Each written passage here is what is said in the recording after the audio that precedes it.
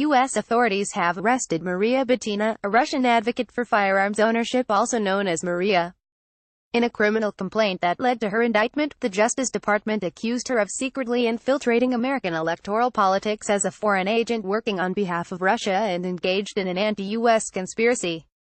Numerous media reports allege that Butina illegally helped funnel Russian money into Donald Trump's presidential campaign through the National Rifle Association. Brian Gale, a law professor who used to work for the Justice Department, explains what the consequences might be if the charges and accounts are true. 1. How could the government punish the organization? Court papers unsealed on Monday, July 16, 2018, show part of the criminal complaint against Maria Butina. John Ellswick, AP. The court papers allude to the NRA, although not by name.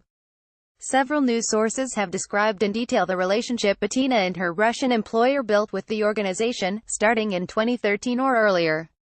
Depending on what NRA officials knew and when they knew it, the government could make a case that the gun advocacy and lobby group coordinated with Butina to help her advance Russian interests here in the U.S., making it a co-conspirator in her individual law-breaking. The NRA has several arms. Its largest operation is technically known as a social welfare group or 501(c)(4) organization, granting it exemption from U.S. taxes. Another branch is a traditional charitable organization, making contributions to that entity tax-deductible. Under federal tax law, when either of these kinds of nonprofits break laws, they jeopardize their tax-exempt status. The government has stripped several nonprofits of their tax exemptions for breaking the law over the years, including organizations that used their charitable status to defraud donors and, in the 1940s and 50s, groups suspected of supporting communism. Some media reports suggest the NRA served as a conduit for Russian money that landed in the Trump presidential campaign's coffers. If that proves true, it would violate election laws that bar foreigners from funding political candidates. At the same time, however, there could be some ways to structure such transactions as technically legal, as dark money expert Robert McGuire notes. In addition, many state and federal laws treat the use of fake or straw donors to make campaign contributions with someone else's money as a crime, punishable with fines. Conceivably, there could be individual criminal liability, even jail time, for any NRA leaders who might be found guilty of scheming to misreport campaign expenditures.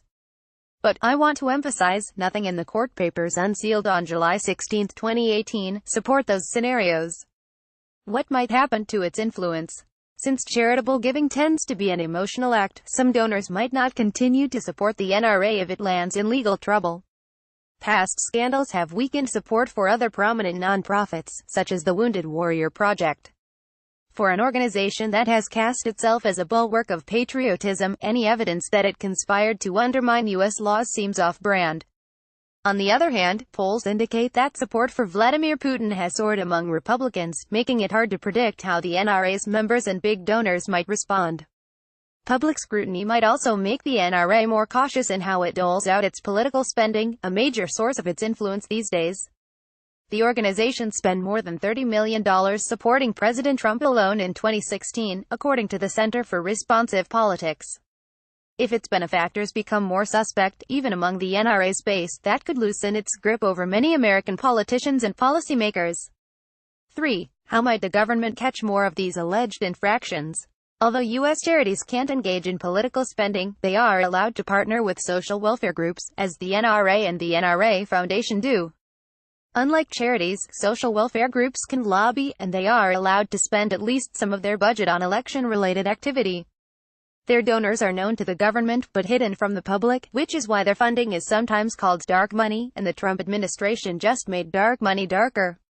Just hours after the government announced Butina's arrest, Treasury Secretary Steven Mnuchin declared that the IRS was reducing the reporting requirements for donations to social welfare groups. Under this new guidance, 501(c)(4) groups will no longer need to reveal most of their donations on their tax returns, even to the IRS. In my opinion, it's hard to see this move as anything except an effort to help big money donors cover their tracks.